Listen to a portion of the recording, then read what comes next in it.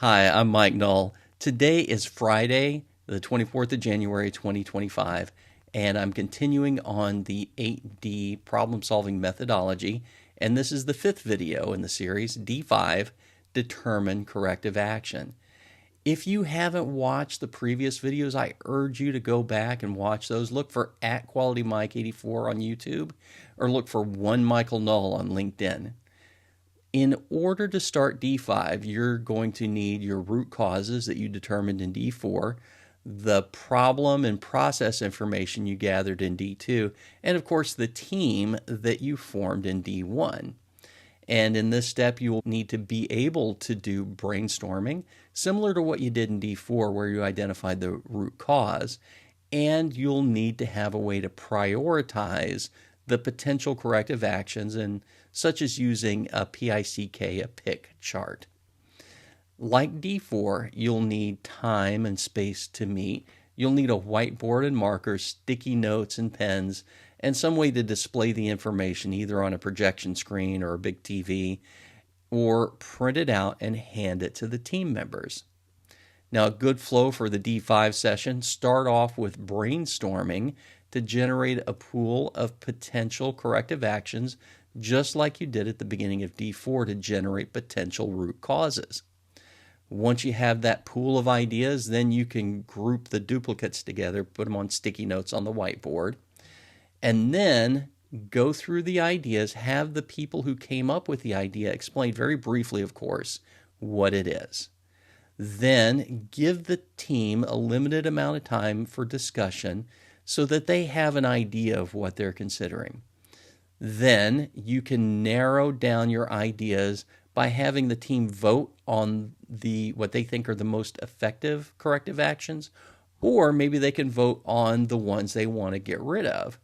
With the smaller list, you can then evaluate the effectiveness of these potential corrective actions. One way to do it is to take a process flow chart and walk through that with your potential corrective action in place and see how that addresses your root cause and the problem that you described in D2.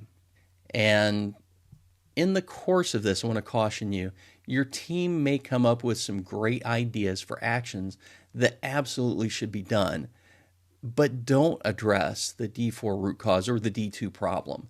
And I call those nice to haves or wish list items. In that case, make a record of those to work on later, but for your project, focus on the actual solutions to the problem that you're working on right now.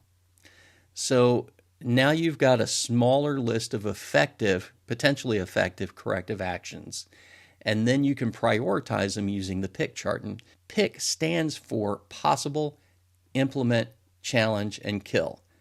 Your implement items will be the first one that you implement, and that's kind of like the low-hanging fruit. And then your kill items are the ones that are very difficult and least effective. So just take those out of the running right there. And if you don't have enough corrective actions in your implement category, you can evaluate your challenge and possible items and include those. And if you still don't have enough effective corrective actions to achieve your goal, you may need to do a little more discussion and another brainstorming session. So once you have selected your corrective actions, those need to be assigned. Another step that I like to do that I borrowed from Scrum is having a definition of done. Describe the specific end result of the corrective action that can be verified as done. And here's an example. If the corrective action is to have a go, no-go check in the process, the definition of done may be have that go, no-go gauge on the production line. Have an updated, approved, and published process document, and have documentation of having trained the production personnel on the process change. Those artifacts are the objective evidence that verifies the corrective action has been done. So just like we did in D3, you're going to assign these action items to a person on your team and assign a due date.